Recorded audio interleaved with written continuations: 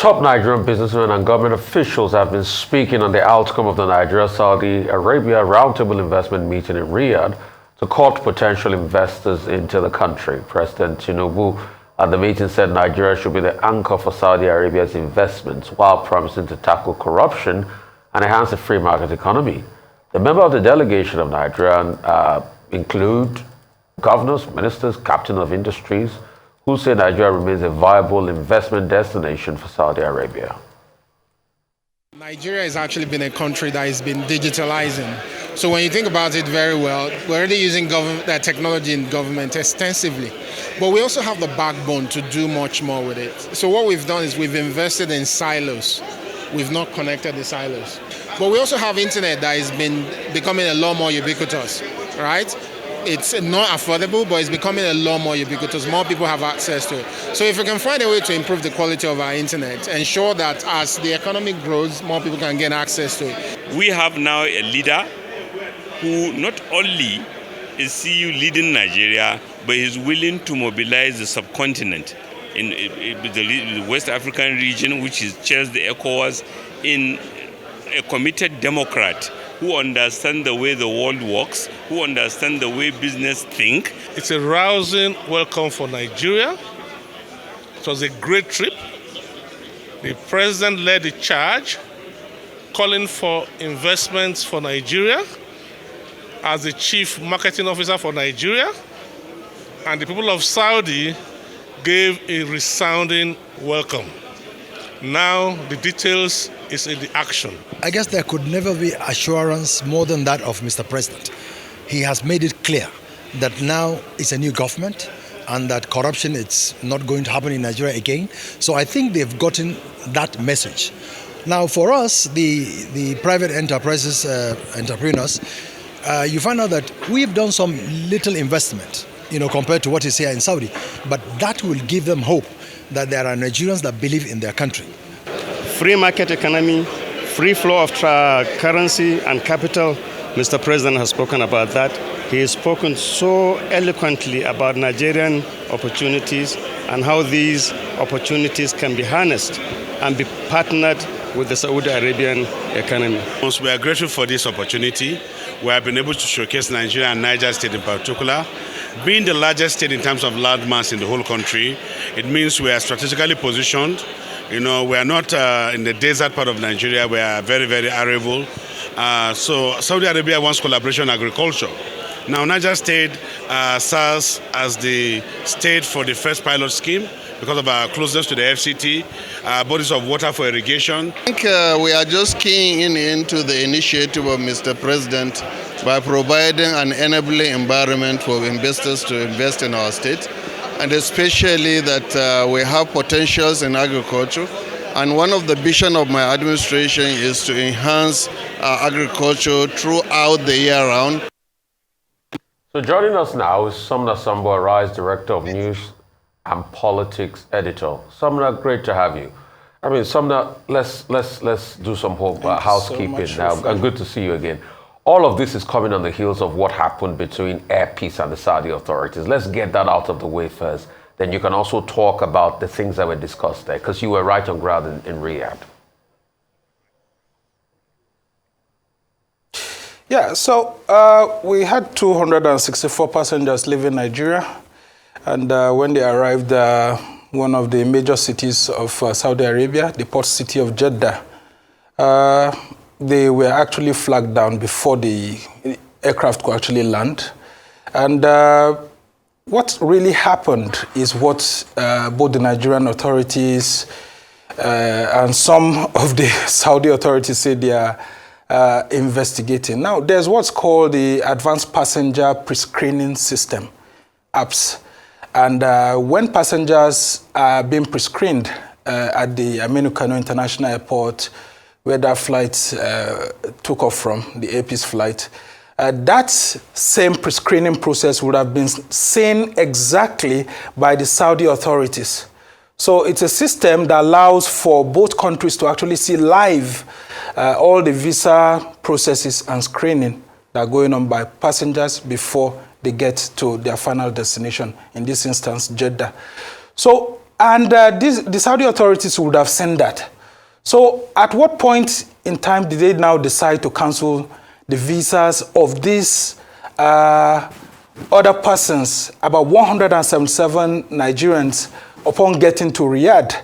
Upon getting to Jeddah? That's the question that a lot of us are asking.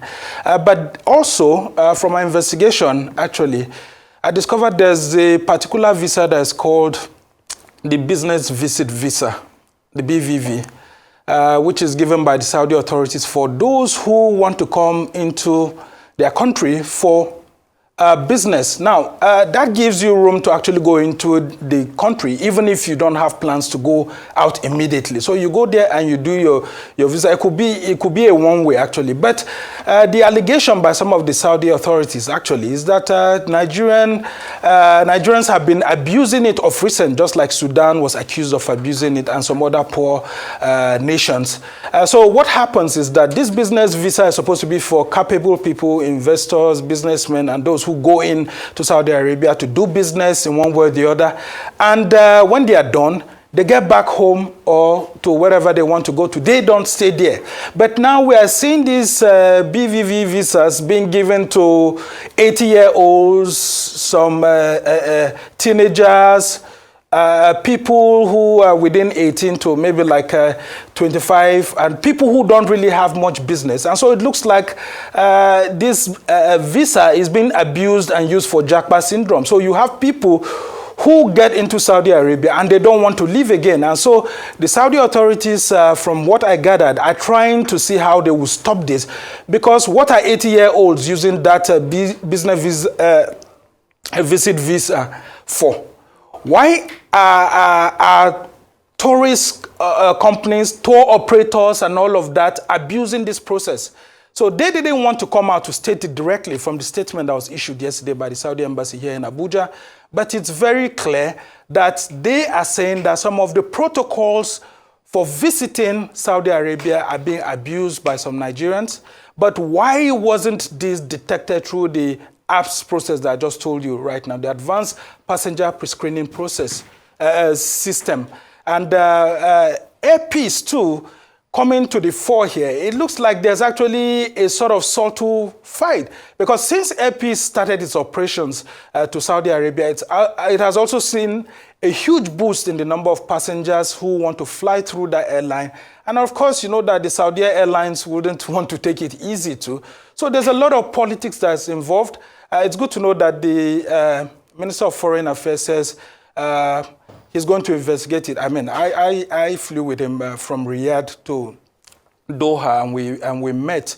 And it was actually a good opportunity to actually see that, you know, a lot is being done by the Nigerian authorities. And those 177 persons who were sent back to Nigeria, we need to really investigate what happened, because there are some people who have this genuine business visit visa too, who were sent away because of the anger by the Saudi authorities as to the abuse of the process. But I would like to let us know, and our viewers, that it's not just Nigerians who have been accused of this.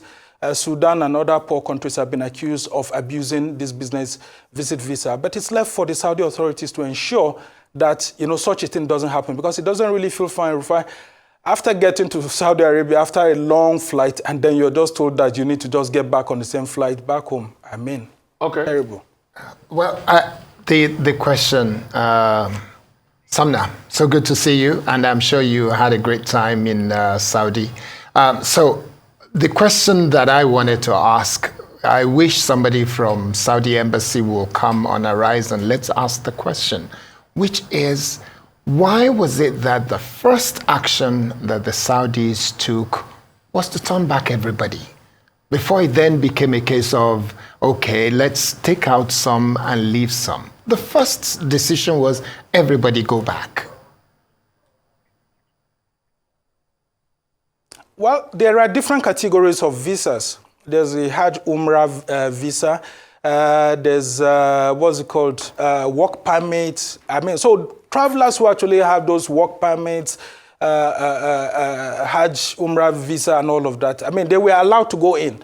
is this specific category of visas, the business visit visa, which is, you can use it for one way. Because if you're going for Umrah or you're going for work permit, they already know what you're doing, and then they already know when you can actually go out.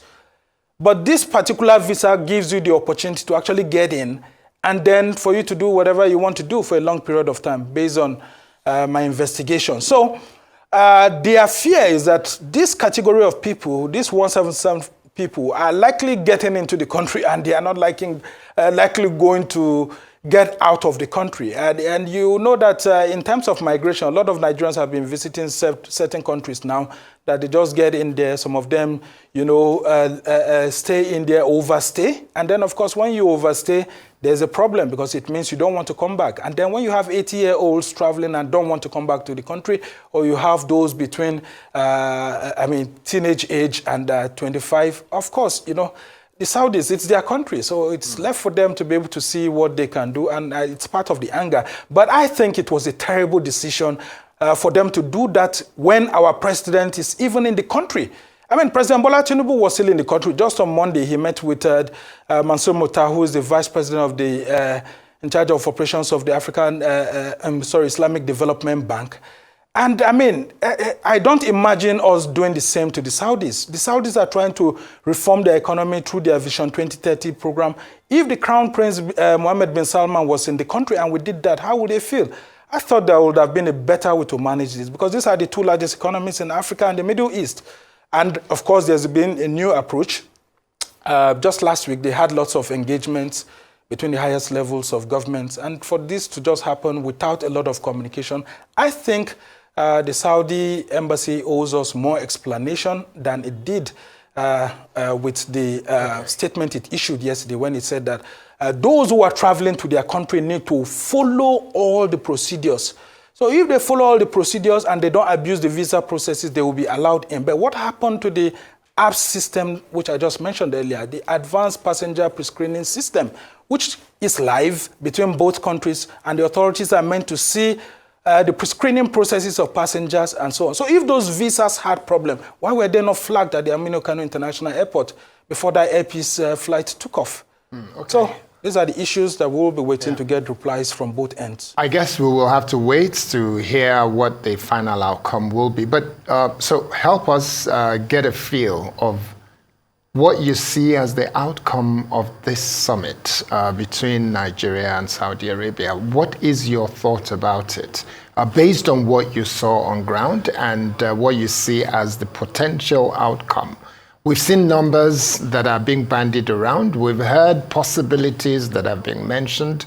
But you, as a journalist with a nose for news, what will be the major highlights that you will want to point to? Well, there's a lot of influence peddling by the Saudi authorities, and it's within their right to do that. Engaging Africa at this point in time, it's very crucial for their Vision 2030 agenda, which began in 2016 when the Crown Prince and Prime Minister of that country, Mohammed bin Salman, rolled out a new vision to sort of push Saudi economy to be the 15th largest globally. It's a member of the G20, and of course you would understand that it has a lot of sentiment for Africa because it's very close to Africa. I mean, Saudi Arabia is only divided by the Red Sea. After the Red Sea, of course, you get to see Djibouti, you see Egypt and all of that. So it just divided by that. And then, of course, you know that we've had a very long historical relationship with Saudi Arabia because of the need for Nigerian Muslims to fulfill their religious obligation by going to Mecca, and that has been for thousands of years. In the light of the new geopolitics that's ongoing globally, and then the need for people to increase their influence, and then, of course, if you look at the regional politics in the Middle East, you understand that the UAE and Qatar have been enjoying lots of maximum influence, especially with African countries, than Saudi Arabia. And then Saudi Arabia being the largest economy in that part of the world, it's been a closed society for quite some time. So with this visionary leadership by Crown Prince Salman, it's a re-engagement, a sort of re-engagement with African countries. And you will have seen that, you know, he rolled out different measures about 45 billion US dollars, and then it's broken down into $10 billion to actually ensure the exports between Africa and Saudi Arabia. There's a $5 billion also through the Saudi Fund for Development, SFD, which is meant to actually strengthen its CSR, if you may want to call it that, with participation in Africa by building infrastructure, hospitals, and supporting other governments. And then, of course, there's another 25 billion US dollars investment it's planning to actually increase its influence on the continent. And then, of course, having seen that oil is not going to serve the economy of Saudi Arabia for too long, considering the issues of renewable energy, it is trying to expand its access. And then you've seen lots of re-engagement with the Nigerian authorities, especially. There was this Nigeria-Saudi investment summit that was held with President Bola Tinubu, seated all through that summit. And then, of course, the Minister of Investment for Saudi Arabia was there, Al-Thani, and it was a mutual atmosphere where investors in Nigeria from Saudi Arabia had to tell the president their hearts. I mean, they told him the challenges that they've faced in the past and how bureaucracy, red tapeism, issues of corruption have curtailed their investment. And they wanted some sort of guarantees that if they come to Nigeria and they invest, that capital repatriation would be guaranteed. And there's what's called the, I think, certificate of capital importation. All those things will be guaranteed in terms of their monies. And if they get profits, or at any point in time they feel that they are no longer interested in investing and they want to move their monies out of Nigeria, I mean, they will be guaranteed of moving those monies in foreign exchange. So President Tinubu told them that the buck stops in my table, and that he's going to ensure that there's a direct link with investors, and there's a Nigeria-Saudi business council that's to be set up now, which will allow for mutual cooperation between both countries. And I can tell you that the atmosphere was very, very frank. And for President Tinubu to have sat there all through, it shows how serious he is.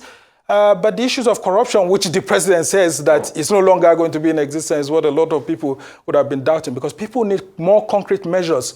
And then, of course, when you say we need a lot of investment, and then the government, you have a big government, a very large government with 48 ministers, and then, of course, the spending in terms of government expenditure looks bloated at the moment, then, of course, there will be some problems here and there. But, I mean, it was an interesting conversation between both parties, and the Minister of Commerce for Saudi Arabia was there. And then if you see other engagements that the president has embarked on, meeting with the Islamic Development Bank Vice President, though he's a Nigerian, Mansur Mukhtar, to get more billions of dollars in assurances. Well, we'll get to see if indeed those things will translate into physical investment, because once you go for this kind of investment forums, you get to hear lots of commitments, but whether they'll come to realization is something else. Okay, so Sumner, I'm happy you were there. Can we get specifics as what are some of these Saudi companies? What are the names of some of these companies that want to come? And what are the sectors they have shown interest in? Can we just go through them? And what are some of the antecedents in the past? Okay, interesting question there. So, in terms of the commitments, let me start with what the president was able to get. Crown Prince Mohammed bin Salman had met with President Tinubu on the day of the conference with other African leaders. And so what happened is that each African leader that went eventually met with the Crown Prince at the presidential palace, the royal palace as they call it, one by one. And during that meeting, the Saudi leader actually committed to helping us to revamp our 4 refineries in terms of where we are, what can be done to support some of the turnaround maintenance that's ongoing in those refineries through Saudi Aramco. Okay, so that's through Saudi Aramco. Oil company owned by the state. National oil company owned by Saudi Arabia, but it actually functions at optimum capacity as in sort of like an independent company, making its profits and its, one of the largest of its kind globally. And then there was also the commitment by the Crown Prince to actually invest some money, to push some billions of dollars into the Nigerian economy through the central bank to shore up our forex liquidity.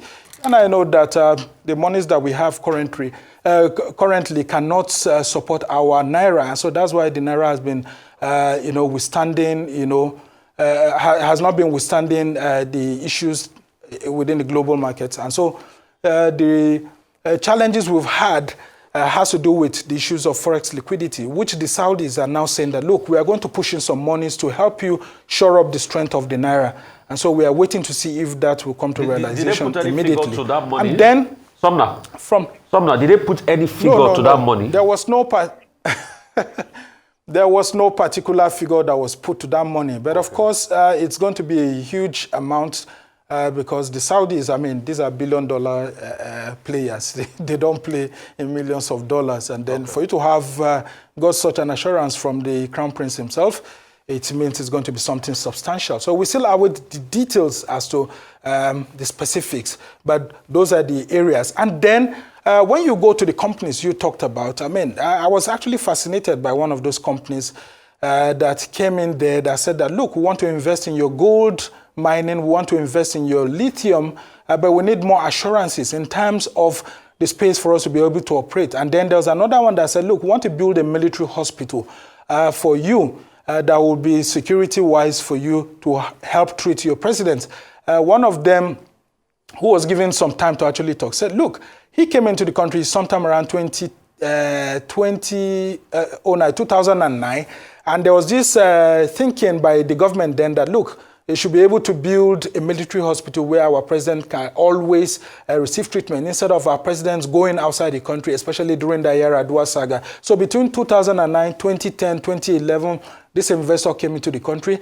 He was assured by the Nigerian government then, that of the Goodluck Jonathan administration, that, look, we'll partner with you through a public-private partnership to help you with a military facility in Abuja here. There will be a hospital where our presidents are treated, and of course some VIPs and all of that. But they were also said to have been given a piece of land sometime around 2013 with the Minister of the Federal Capital Territory, but that didn't come to realization. So he was wondering why. And he said sometime around 2017, he made an effort to come back, but that has not come to realization, and he had to be told that, look, this time around the government is serious about it. And then, of course, in terms of digital economy, the Minister of Communications and Digital Economy, Bosun Tijani, said clearly that the Nigerian government wants to transform its government. This governance system is not growing up fast with our population. And so Nigerians need to interact their government through using digital systems much more than we're doing at the moment. So he would want a situation whereby those Saudi investors come in and they do. And then one investor who said he invested in Smile Telecoms, I mean, one of the internet service providers here, was saying that, look, yeah, it will be a very good It will be a very good investment, but he invested in that company, and it looks like the investment has not been coming too fast. There are lots of bureaucracies, and the president said, look, the buck stops on my table now. I'm here for business, and I'm really here for business. If you permit me, I want to read out what President Tinubu said. Please go ahead, clearly. He said, can you also get us the name of those companies? Yes, so... Sumner, can you also get us the names of those companies? So we have specifics. The names of those companies too. Yeah, I mean... Go ahead, yeah. Yes, I'll read out... so I'll read out some of the names. The person who talked about that investment in that telecoms internet service provider is Sultan Al-Turki, who is the chairman of that investment company that invested in Smile. And then there's Hamza Al-Holi, who is the chairman of Flynas. Now, Flynas is a regional airline service provider who services most countries within the Middle East. And when I was at the Riyadh airport, I actually saw some of the aircraft, including at Doha, where they actually service, go to Lebanon, go to Pakistan, go to Doha, go to different areas. So he was there and he talked about it. And then there was Mohammed Abu Nayan, who's the chairman of ACWA Power. ACWA Power is a major investor in power system, electricity, and all of that. And he said he's glad that Nigeria can be taken seriously. And these are the words I'm quoting him now. That with President Tinubu's government, that he's glad that Nigeria can be taken seriously because the president sat there with them and he said that, look, there are lots of areas that they could help to strengthen Nigeria's power sector. But of course, the bureaucracy and other issues have been affecting the company operating here. Then there was the chairman of SBM who said they are poised to invest in Nigeria. His name is Abdurrahman Al-Khali. Chairman of SBM, multi-billion-dollar company. And then there was another lady who came up and said that, look, her company has a total investment portfolio capacity of about 750 billion US dollars. And that if the president, President Tinubu lives up to his words as to what he is saying and with the population of Nigeria, that they are willing to come and invest massively. And so the areas of investments that some of these investors talked about are, for example, dairy factories, baby food factory, fertilizer factory, agriculture, copper, lithium. In fact, that lady was very interested in lithium. And she says that, look, Nigeria has a capacity to actually boost its lithium mining industry. So they need specifics. What are the specifics if they are bringing their money to come and invest in this new industry? And then, of course, you would have seen the governors who are there, governors of Niger, Bauchi, and so on, saying that, look, the mineral resources are there. So we are counting on you to come into the country. But this lady insisted that she will need specifics and that from the assurances that they've got, they are willing. And that the Saudi Nigeria Business Council would actually be a very good opportunity. But these groups that came in are what they actually call the Saudi National Champions of Industry. That means they are the top end. So for each of the sectors, some of these people who arrived there, in telecoms, you have a major investor, the leader in that sector. For health, it was the leader of the business sector in health in Saudi Arabia. For mining, that was it. I mean, that mining, you had someone who said the company that he was championing, they invest in gold, and Nigeria has a lot of gold that has not been well tapped into. So that they were waiting for specifics. So the other flip side I want to talk about is when Aliko Dangote, of course, Africa's biggest billionaire, stood up and he said, when he was given an opportunity to talk, and he said, look, it should not be a one-way traffic. There are lots of Nigerian companies that also want to invest in Saudi Arabia. Like myself, I mean, referring to him, he would want to invest in the propylene industry, which will be engaged is a sort of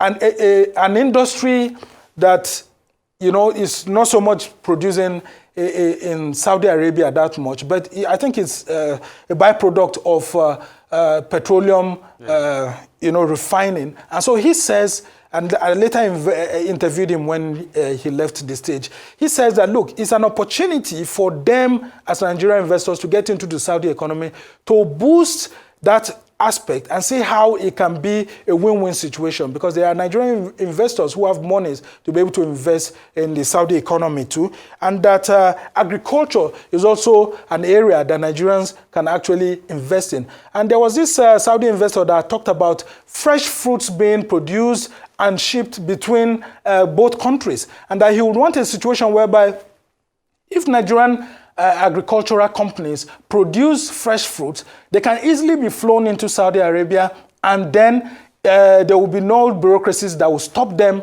from eventually losing, their freshness and all of that. That he had been doing that previously, but there was a problem. And of course, fresh fruits from Saudi Arabia into the Nigerian economy too. So these are some of the areas, and I can tell you that it was a heart-to-heart conversation, because some of those investors actually said that Nigeria's economy has a population and all of that, but the service sector is one where there's a big problem. Now, the Minister of Commerce in Saudi Arabia actually had to, and I want to quote him right now. I'm sorry if it does permit. Majid Al-Kasabi is the minister of the Ministry of Commerce. He says they will be visiting Nigeria very soon with investors, and that it should not be a PR event. He told President Tinubu that it should be an opportunity whereby when they come to Nigeria for the Saudi-Nigeria Business Council to be inaugurated, that concrete details are put in place and that huge contracts are signed. And that he says, following the MOU that was signed between both countries on this Saudi-Nigeria Business Council, that it will be an opportunity for investments to flow quickly because Saudi is eager to invest as part of its Vision 2030 agenda. But he says that the services sector in Africa, it's low in terms of service providers that are able to ensure that, there are no problems. Like, for example, the ports, they complain about how slow our ports are and the airports too. So what should we do? He now said that they are working with the World Economic Forum to see how they can invest in expanding the services sector in Africa, and that they would want Nigeria to be the arrowhead of that investment, to boost our infrastructure, to ensure that the services sector is one that does not stampede investments, because they cannot be bringing these billions of dollars. And then, of course, some of these issues will be standing against them. Okay, Samna, a lot of Nigerians, especially those in government, they have celebrated this summit. And they're so excited about the possibilities that this opens for Nigerian government, especially in the area of bringing in dollars that we desperately seem to need because it's affecting almost everything. Do you get that feeling that the Saudis are excited not just about the opportunity of coming to make money in Nigeria, but also about the possibility of what the likes of Aliko Dangote is saying, and I'm sure the likes of Elumelu and others who are Nigerian billionaires that will want to open business. I'm sure UBA, Axis Bank, and all the other banks will want to have branches there and will want to be able to do things in Saudi. Are they open to accept our own, just as they are happy to come to Nigeria and access our economy and be able to take money out of it? Yes, I think there was a lot of excitement by the Saudi investors to want to invest in Nigeria. But I think where President Bola Tinubu didn't really pick up was that aspect when Aliko Dangote raised that issue. I had thought that the president would actually hit back on it and say, look, if our investors are coming to invest in Saudi Arabia, what are you giving us back in return? Well, I didn't hear that conversation. And I thought that President Tinubu missed out on that, because if our billionaires are actually taking their investments into Saudi Arabia, they also don't need to face bureaucracies and all of that. And you and I know that when it comes to Africans being given opportunities in other economies, it's always a problem. Because other countries would want to come in here, get all the monies that they want to. But when it entails our own businessmen getting into their own economies to actually invest there and then repatriate their capital, it could be a big challenge. So I think that's the area that the Nigerian government needs to boost on. It's not just good to go into those investment talks and then you're just so happy and making it look like it should be more of a one-way traffic. You need to also guarantee, you need to also extract some guarantees for your own citizens. And that's why I had to ask some of the government officials there, including the Minister of Information and National Orientation, Mohammed Idris, as to what exactly were the other diplomatic talks that we had. Because Nigeria has a huge population of citizens in Makkah, in Jeddah, where you go there, and then Medina too. Where you go there, you see lots of people. I met this Nigerian whose grandfather was given birth to there. His own father was given birth to there. And he was born in Saudi Arabia too. But, they all don't have citizenship. So what exactly has been happening? And then he explained to me that, look, they've been having some challenges, although the Saudi authorities are trying to open up the society, reform their country as part of the Vision 2030 agenda. So I'd asked the Minister of Information, and I was like, look, isn't it good for us to also have some information as to what bilateral talks have been achieved in terms of securing our citizens there?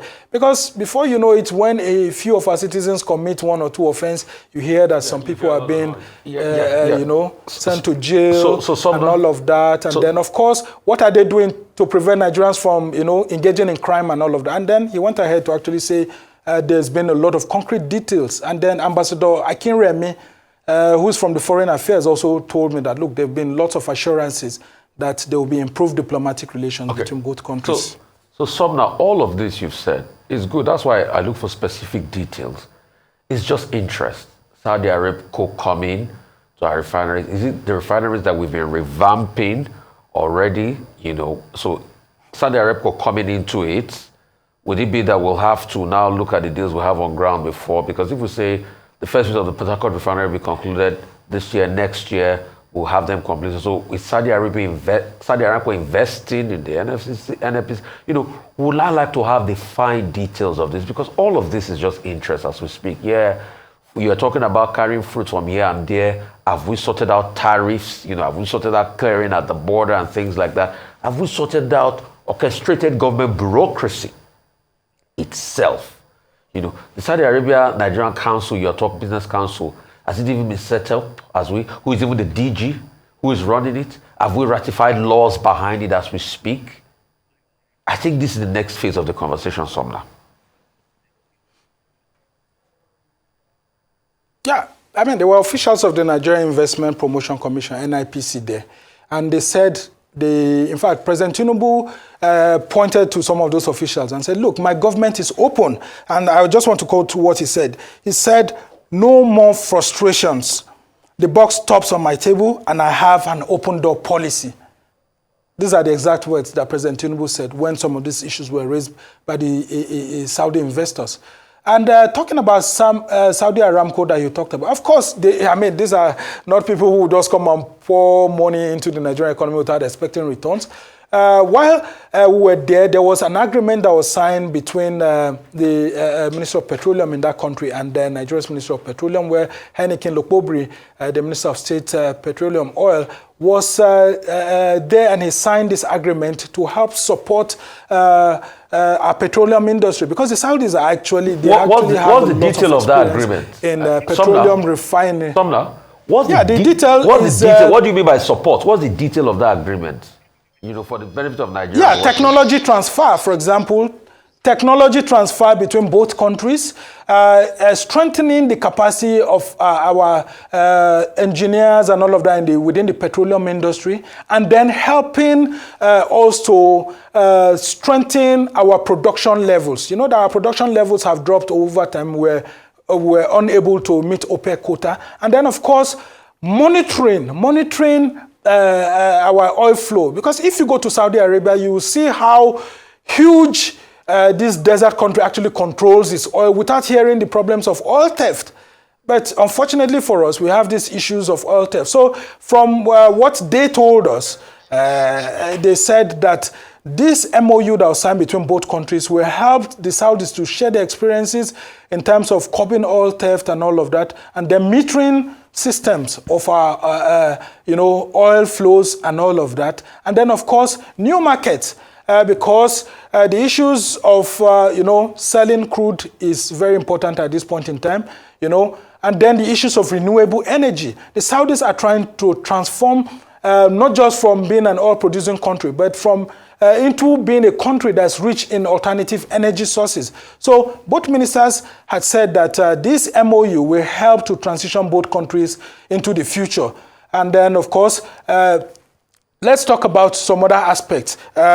We also had the Agriculture Minister, Nigeria's Minister of Agriculture, Abubakar Kyari, talking about how it's important for us as a country to have mechanized agriculture. And he said he would be interested in Saudis actually investing in Nigeria's agricultural sector, because we're having the issues of climate change, especially desertification. And Saudi Arabia has some experience in terms of desertification, because we share some of those climatic conditions within the northern part of Nigeria with them. And so the Saudis have been able to make some gains in terms of what they are doing in that area. So he will be counting on the Saudis to help out. And then, of course, they actually made some commitment. But I also want to go to what Aliko Dangote said.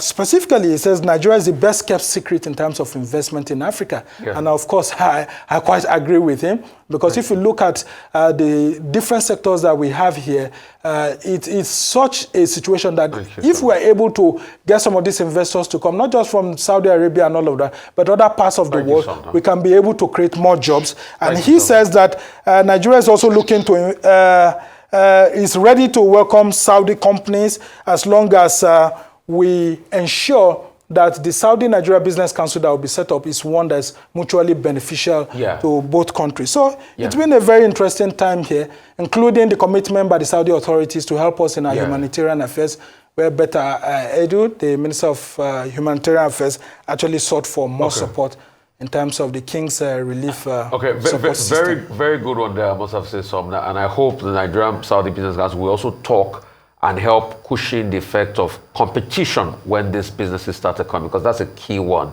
Because, they should come in, but not to now stifle our own businesses here and all of that, so we can have a balance. But Somna, thank you for your very robust reportage. In fact, this is about the most robust reportage you can get anywhere on any dial as regards that meeting that happened in Saudi Arabia. And that's why Arise TV has got you.